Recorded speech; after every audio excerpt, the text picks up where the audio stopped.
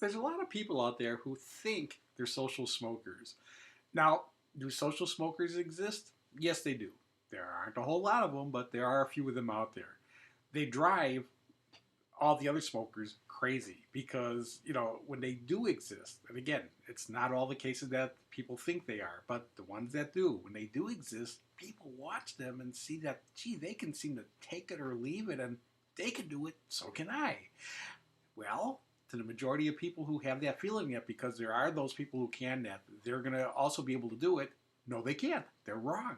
It's kind of like social drinkers looking, or alcoholics, I'm sorry, looking at social drinkers. Do social drinkers exist? Sure, they do. They're, in fact, the majority of people who drink.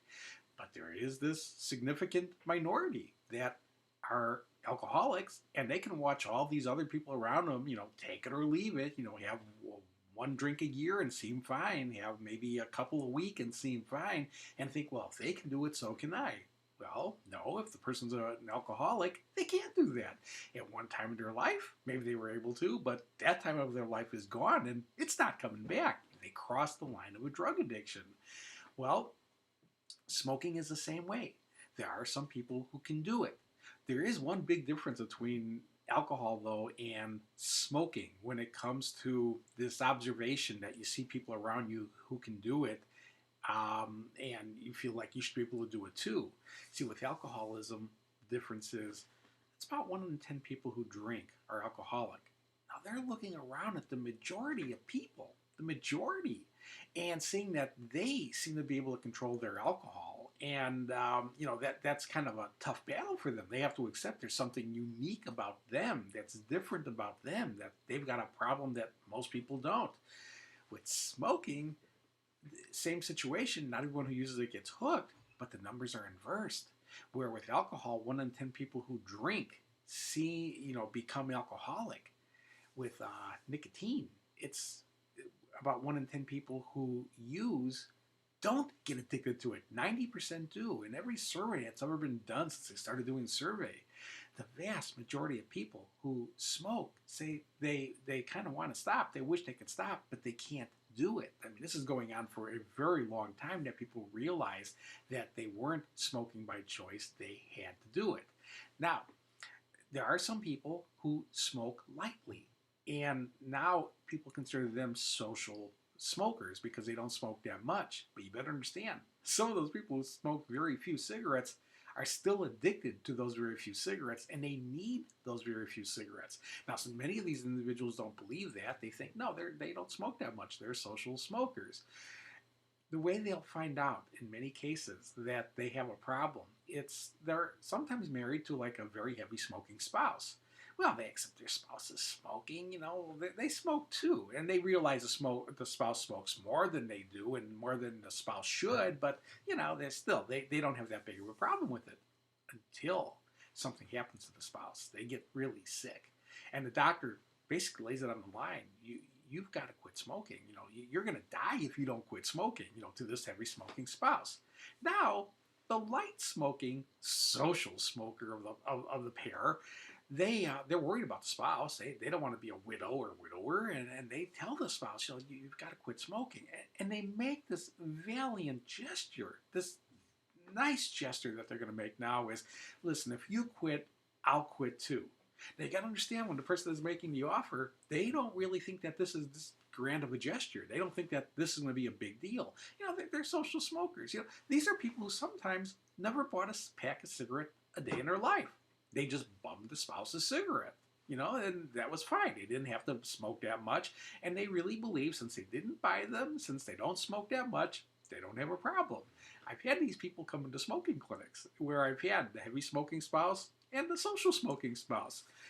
It's interesting what will occur. The heavy smoking spouse often will quit smoking, sometimes with minimal difficulty. The light smoking spouse, who was just coming in as this gesture, they don't really need a clinic. They would never have signed up for a clinic because they don't need a clinic. They were just coming to make sure that the spouse showed up. But they were going to quit smoking because that's the word they gave. Well, often the heavy smoking spouse will quit, sometimes with minimal difficulty. The social smoking, light smoking spouse, who this was it, they were done smoking now. The heavy smoking spouse doesn't smoke anymore, so they're not going to. They'll find themselves buying their first pack of cigarettes in their life. And they never anticipated that to happen. They thought they were going to quit with no problem. And these people often find themselves having a really big problem. They can't get off.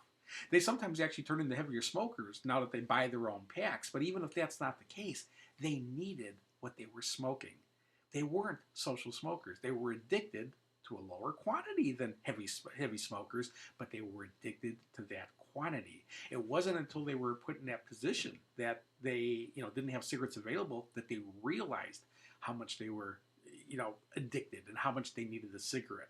And what's interesting, when I made this point about the heavy smoking spouse having an easier time often than a light smoking spouse, that was not an exceptional rule. It was not the exception to the rule. I would see that more often than not, that when I'm dealing with a very heavy smoker, I'd often have an easier time with them, even if this wasn't like a couple anymore now, just a heavy, a 4 or 5 pack a day smoker in a clinic and a 2 or 3 cigarette a day smoker in a clinic.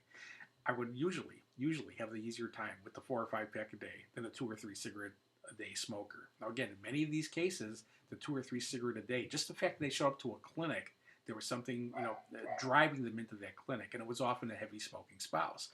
But even if it wasn't, if it was just for some reason I had a light smoker coming into the clinic on their own accord, wanting to quit, they often have a harder time than a heavy smoker. Now, there's a reason for this. Physiologically, it doesn't seem to make sense, but there's a psychological reason, which is very, very real. When I got a person smoking 4 or 5 packs a day, or if I had a person smoking 2 or 3 packs a day, all I had to do to help them to realize how much they didn't want to smoke is make it clear that they smoke a certain quantity. And that was the quantity they were stuck with. If they could have been smoking 1 or 2 cigarettes a day, they would have been. The fact that, they were in a clinic to quit smoking, they knew they couldn't smoke that way anymore. They knew if they smoked, and this is what I worked at convincing them, that if they took a cigarette, they were going back to their full quantity. Well, all you got to do to say to a person who smokes 4 or 5 packs a day that if you take one, if you could convince them of this concept, if you take one, there's another 80 or 90 or 100 cigarettes a day that went with it. Oh my God, these people were disgusted by that quantity. 100 cigarettes a day, well, that's just sick. People who were smoking this quantity knew that. But even people smoking, 2 packs a day, 40 cigarettes a day. Some people say they smoke because they like smoking. That would be their standard line. And I would ask them how much they smoked. And if I had someone in a group smoking 2 or 3 packs a day and saying they smoke because they like smoking, I had a real interesting way of dealing with this with them. I would usually say, oh, okay, which cigarettes in the day? If you had to really think of the cigarettes a day that you really like a lot, which ones do you think of? And they'd have to stop and think about this. Now, pretty fast they would say, oh, when I get up in the morning, that's a good cigarette. Okay, we'll count that one. And then they say, after meals. Oh, the ones they smoke after meals. Those are really good cigarettes. And then all of a sudden, after they got those 4 or 5 out of the way, they would start to have a harder time, accumulating cigarettes in their mind that they really liked. And they may come up with a few more, but generally, they'd come up with 4 or 5 cigarettes a day. Well, we got a mathematical problem going on here. They smoke 40 cigarettes a day. Again, a 3 pack a day, 60 cigarettes a day. And now they're coming up with 4 or 5 cigarettes that they like. Well, where are those other cigarettes? Well, a whole bunch of those cigarettes, they didn't even know they were smoking. They were just automatically lighting them. Some of those cigarettes, they hated as they were doing it. And interspersed, there were these good cigarettes. Well, all you have to do is say to a person like that is, man, if you take the puff and you go back, you're going back to this little quantity. You get them to understand what that quantity was and what, the majority that they didn't like, and they'll realize, oh my God, I'm glad I'm not doing that anymore. I don't want all those cigarettes. Yeah, you understand. If I take the one, I got to have all those others. Those other ones, a whole bunch of them are rotten. A whole bunch of them, they didn't even know they were smoking. They were a waste of money. Yeah, there were some good ones, but they realized there's all these rotten ones that went with them. And the bottom line was, the rotten ones and even the good ones were killing them. They recognized this. So yeah, they're kind of easy to deal with on this aspect. What do you tell someone who smokes 2 or 3 cigarettes a day?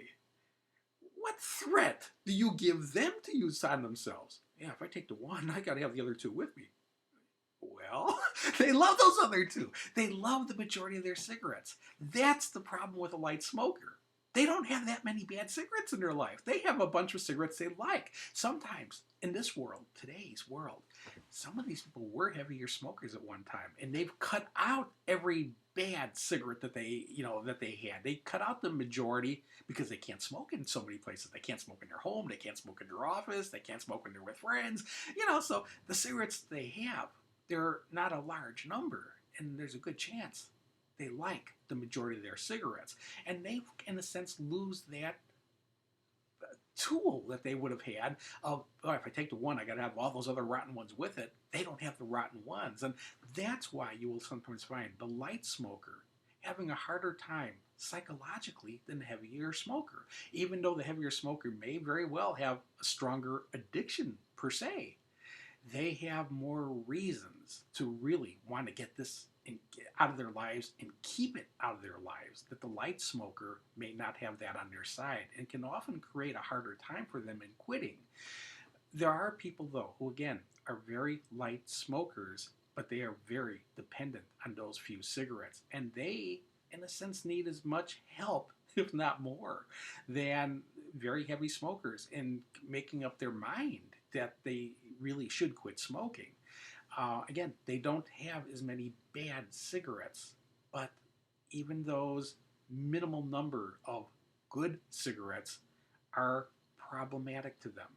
It is hurting their health, these few cigarettes. And many of these people are basically living, especially, again, if they were heavier smokers at one time and they have now been forced to cut down their quantity, they are living in a chronic withdrawal state. Yes, when they get the cigarettes, they're wonderful, but they may be in withdrawal all day long, never knowing it. They just feel kind of miserable, but that's just the way they feel at their age. That's what they're thinking. And it's not their age which is causing them to feel the way that they're feeling. It may be that, again, they have restricted themselves for a very long time period, and they're used to these, miserable feelings on a chronic basis.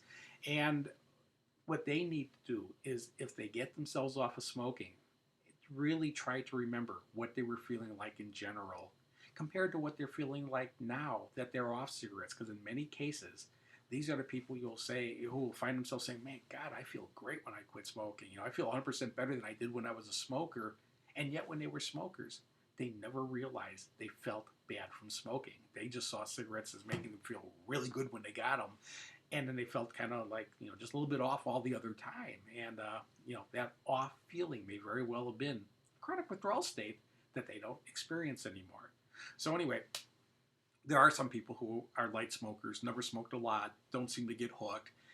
And you can look at them with all the envy in the world you want.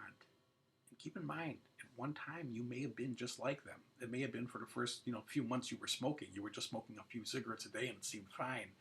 But you established tolerance to the drug, you became dependent on the drug, and now, looking back at that way of life, that's a distant memory.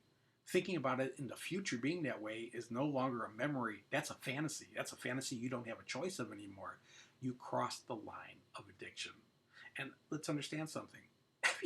I'm 13 minutes into this video. If you sat and listened to 13 minutes of a video about, quitting smoking, there's a very good chance that you have some reason right now you want to quit smoking and haven't been able to do it easily on your own, and you're searching out information now just by the fact that you're doing this is a pretty good sign. You were not, at the end, a social smoker, and you're not going to be a social smoker again. You're either going to be an active smoker at whatever quantity you were, maybe heavier than you were. Some people, when they relapse, go back to more than they did before they quit. You're either going to be an active user or break free of this altogether and become, again, an ex-smoker. And while, I've talked about this in other videos, there is a difference between an ex-smoker and a never smoker. They both may be called non-smoker in certain circles, right? But there's a difference. A non-smoker meaning a never smoker, oh man, they can take a puff anytime they want, throw up and be on their merry way, wondering what in the world are people doing this for. A person who never smoked a day in their life, it hurts when they take a drag. It burns. It makes them sick, and they sometimes question what's the sanity of people doing that. That's a never smoker. A former smoker can take a cigarette, get the same burning sensation, get the same sense of nausea, throw up, and feel absolutely horrible, and head for a pack of cigarettes. Go purchase a pack after all this time being non-smokers. They're now needing to smoke again. That difference was they had a past active addiction. They have now reinforced the addiction, and they need to use again. Once you break free from this, as a former smoker, as long as you understand, as long as you never take a puff again, you're never going to be caught in this grip of dependency again. And yes, while there are other people out there who seem like they can control that quantity, you're not that person, and you're never going to be that person again. Again, you may have been that person at one time, but you're not anymore.